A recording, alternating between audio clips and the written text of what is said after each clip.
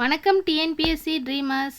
இன்றைக்கி நம்ம பொது தமிழ் ப்ரீவியஸ் இயர் கொஷின் பேப்பர்லேருந்து 10 கேள்வி பதில் 10 நிமிஷத்தில் பக்காவாக பார்க்க போகிறோம். வாங்க பார்க்கலாம்.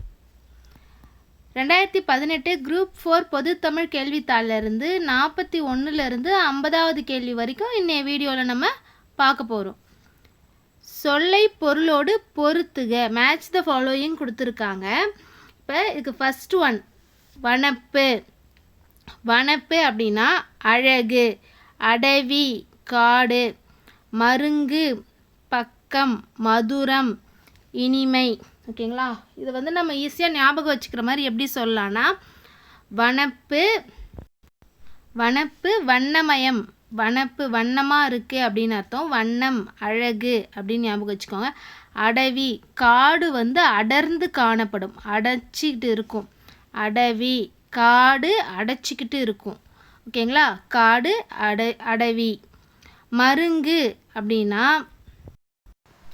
மருங்கு பக்கம், முருங்கப்பக்கம் அப்படின்ற மாதிரி முருங்கம்பாக்கம் அப்படின்னு ஒரு ஊர் இருக்கு இல்லையா, அந்த மாதிரி மருங்கு பக்கம். மதுரம் இனிமை, தேன் மதுரம் அப்படின்னு சொல்லுவாங்க இல்லையா, தேன்னா இனிக்கும், அப்போ மதுரம் இனிமை. ஓகேங்களா? அடுத்த கொஸ்டின் போகலாங்களா? பிழையற்ற வாக்கியம் எது? ஒரு அப்படின்ட்டு இங்கே கொடுத்துருக்காங்க. நம்ம இதில் வந்து தெரிஞ்சுக்க வேண்டியது ஒன்று இருக்குது. என்னென்னா, உயிரெழுத்துக்களுக்கு முன்னால் ஒரு ரெண்டுத்துக்கும் ஒரே பொருள் தான். ஆனால் எதை எங்கே பயன்படுத்தணும்னு பார்த்தீங்கன்னா, உயிரெழுத்தில் தொடங்குற எழுத்துக்கு முன்னால் ஓர் வரும். ஓகேங்களா? உயிர்மெய் எழுத்துக்கு முன்னால், உயிர்மெய் எழுத்தில் தொடங்குற எழுத்துக்கு முன்னால் ஒரு வரும். ஓகேங்களா? இங்கே பாருங்கள், ஒரு மாவட்டம் உயிர்மெய், ஒரு மாவட்டத்தில் ஓர் உயிரெழுத்து. அமைச்சர் அவருடைய மகனோடு சுற்றுலா மேற்கொண்டார். ஓகேங்களா? கரெக்டாக வருதுங்களா? இதுதான் ஆன்சர். அடுத்த கேள்வி போகலாங்களா? எழுவாய் செய்யும் வினையை கொண்டு முடியும் தொடர். செய்யும் வினையை கொண்டு முடியும் தொடர் எவ்வகை தொடர்னா செய்வினை தொடர். ஒரு வாக்கியம் இருக்குது, அது ஒரு செயலை கொண்டு தான் முடியுது. ஒரு செயல் வினை எல்லாத்துக்கும் ஒரே பொருள் தான். ஓகேங்களா? அதனால் அது செய்வினை தொடர். அடுத்த கேள்வி போகலாங்களா? அகைன் ஒரு பொறுத்துக. என்றல். என்றல் வந்து பார்த்தீங்கன்னா தொழிற்பெயர். அல் விகுதி ஏற்று வந்திருக்கு. ஓகேங்களா? அல் விகுதி பெற்று வந்திருக்கு. அதுவும் இல்லாமல் அது ஒரு தொழிலை குறிக்குது. என்ற ஒரு தொழிலை குறிக்கிறதுனால அது தொழிற்பெயர். ஓகேங்களா? நுந்தை. நுந்தைன்றது மருவு. நுந்தைன்றது எதனால் மருவு அப்படின்னு பார்த்தீங்கன்னா, மருவுனா என்ன சொல்வோம்? ஒரு பெயர் மாறி இருக்கிறத தான் மருவு சொல்லுவோம். இப்போ தஞ்சாவூர் அப்படின்றத நம்ம தஞ்சைன்னு சொல்லுவோம். ஓகேவா? அதுதான் வந்து பார்த்தீங்கன்னா மருவோ அப்படின்னு சொல்லுவோம். நுந்தை அப்படின்னா உன் தந்தை. உன் தந்தைன்றதுடைய மருவு தான் வந்து பார்த்தீங்கன்னா உன் தந்தை ஆர் நுண் தந்தை. ஓகேங்களா? அதோட மருவு தான் வந்து பார்த்தீங்கன்னா நுந்தை. அடுத்தது யாவையும். ஒரு விஷயத்த நம்ம ஏற்கனவே பார்த்துருக்கோம். எல்லாரும், எல்லாமே அப்படின்னு ஒரு ஒன்றுபடுத்தி சொல்லும் பொழுது, உடன்பட்டு வரும் பொழுது அது வந்து பார்த்திங்கன்னா முற்றுண்மை. முற்றுண்மை எல்லாத்தையும் சேர்த்து வருது, முற்று பெற்றுடுச்சு, முற்றுண்மை அப்படின்ற மாதிரி. நன்று அப்படின்றது வந்து பார்த்திங்கன்னா குறிப்பு வினைமுற்று. எதனால் அப்படின்னு பார்த்தீங்கன்னா, இது வந்து ஒரு செயலை குறிக்குது. ஆனால் இறந்த காலம், நிகழ்காலம், எதிர்காலம் எந்த ஒரு காலத்தையும் காட்டாமல் வெறும் அதோடைய குறிப்பு, நன்மை அப்படின்ற ஒரு குறிப்பை மட்டும் உணர்த்தி வருது. ஓகேங்களா? நல்லது. நன்றுனா என்னது? நல்லது. ஓகேங்களா? அதனால் ஒரு குறிப்பை மட்டும் உணர்த்தி வர்றது, ஒரு வினையை குறித்து வர்றது வந்து பார்த்திங்கன்னா காலம் காட்டாமல் வர்றது குறிப்பு வினைமுற்று. ஓகேங்களா? அடுத்த கேள்வி போகலாங்களா? உம்மை தொகையில் என்னும் இடைச்சொல் எவ்வாறு மறைந்து வரும் என்பதை தேர்ந்தெடு. இடையிலும் இறுதியிலும். ஓகேங்களா? இப்போ அம்மாவும் அப்பாவும் அப்படின்னு இருக்குன்னு வச்சுக்கோங்களேன். அம்மாவும் அப்பாவும் சொல்லி முடிச்சிட்டாங்க. இந்த இடத்துல இடையில வருதுங்களா? அதே இந்த இடத்துல பார்த்தீங்கன்னா இறுதியில் வருது. கரெக்டா? நம்மளுடைய ன்றது இடையிலும் வரும், இறுதியிலும் வரும், முதல்ல மட்டும் வராது. ஓகேங்களா? அடுத்த கேள்வி போலாங்களா? ஒரு பெயர் சொல்லின் பொருளை செயபடு பொருளாக வேறுபடுத்துவது எவ்வகை வேற்றுமை? இரண்டாம் வேற்றுமை.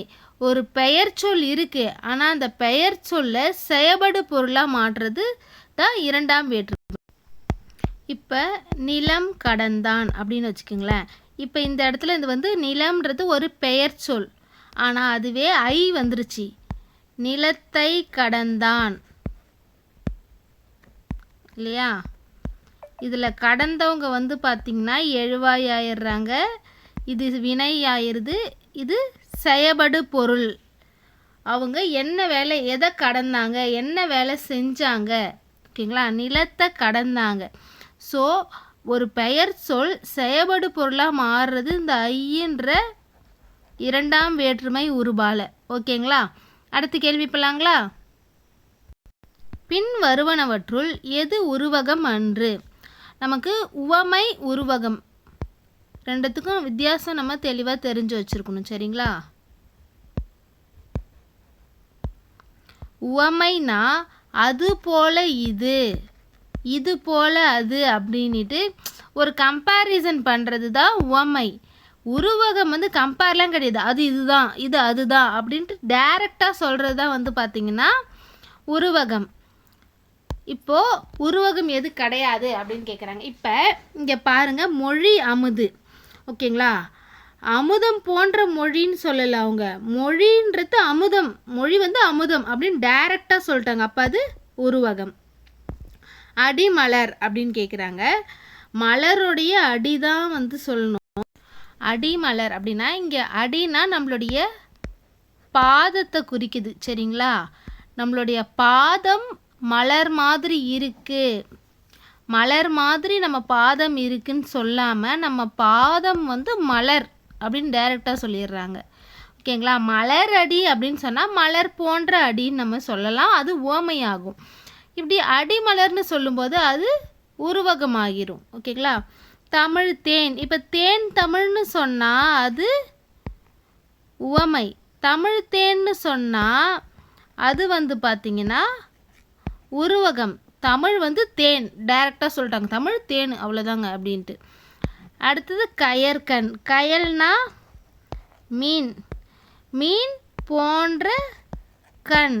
உவமை. அந்த உவமை ஃபஸ்ட்டு உவமைக்கப்படுற பொருள் ரெண்டாவது வந்துச்சுன்னா அது உவமை அணி, உவமை சொல்லுவோம். அதுவே உவமைக்கப்பட வேண்டிய பொருள் ஃபஸ்ட்டு உவமை கடைசியாக வந்துச்சுன்னா அது உருவகம். ஓகேங்களா? இந்த டிஃப்ரென்ஸ் தெரிஞ்சாலே போதும். இது தெரிஞ்சாலே போதும், நமக்கு எந்த வாக்கியம் கொடுத்தாலும் அதை எப்படி எழுதணுன்ட்டு நம்ம அசால்ட்டாக எழுதிடலாம். அடுத்த கேள்வி போலாங்களா? தானம் தவம் இரண்டும் தங்கா வியனுலகம். இக்குறட்பாவில் இடம்பெற்றுள்ள சீர் மோனை பெயரினை தேர்ந்தெடுக. மோனைன்னு வந்தால் முதல் அப்படின்னு ஞாபகம் வச்சுக்கோங்க. ஏன்னா டக்குன்னு எதுகை தான் ஃபர்ஸ்ட் லெட்டருன்ட்டு நமக்கு ஒரு கன்ஃபியூஷன் வரும். எதுகை இரண்டு, ரெண்டாவது எழுத்து ஒன்றி வந்தா எதுகை, முதல் எழுத்து ஒன்றி வந்தா மோனை. ஓகேங்களா? இப்போ இங்கே என்ன கேட்குறாங்க நமக்கு? இங்கே நமக்கு மோனை தான். இவங்களே கட்டம் போட்டு கொடுத்துட்டாங்க. அது எந்த வகை மோனைன்னு கேட்குறாங்க. மோனையிலே வகை இருக்குது. இப்போ இங்கே இருக்குது பாருங்கள், கீழ்கதுவாய், மேற்கதுவாய், கூழை, இந்த மாதிரி மோனை இருக்கு இல்லையா? இதில் அது எந்த வகை மோனை அப்படின்னு கேட்குறாங்க. 1 2 3. ஓகேங்களா? இங்கே பாருங்கள், இது ஃபஸ்ட்டு வார்த்தை, இது ரெண்டாவது வார்த்தை, இது மூணாவது வார்த்தை. இப்படி தொடர்ந்து 1 2 3ன்னு வந்துச்சுன்னா அது கூழை. ஓகேங்களா? இதுவே 1 3 4 அப்படின்னு வந்துச்சுன்னா அது மேற்கதுவாய் மோனை. 134 123 வந்துச்சுன்னா கூழை, 134 வந்துச்சுன்னா மேற்கதுவாய், 124 வந்துச்சுன்னா கீழ்கதுவாய் மோனை. முதல் லெட்டர் 1 வந்துச்சுன்னா இது அப்படியே இதே ஃபார்மட் தான் மோனை, அதே ரெண்டாவது லெட்டர்னா எதுகை. ஓகேங்களா? அடுத்த கேள்வி போலாங்களா? உயிர்வரின் ஊக்குரல் மெய்விட்டு ஓடும் எனும் புணர்ச்சி விதிப்படி புணர்ந்துள்ள சொல் எது? இப்படி கேட்கும் பொழுது நம்ம இருக்கிற வார்த்தையெல்லாம் பார்க்கணும். இப்போ இங்கே கன்றா, ஆக்சுவலாக அது கன்றாது அப்படின்னு வந்திருக்கும். ஓகேங்களா?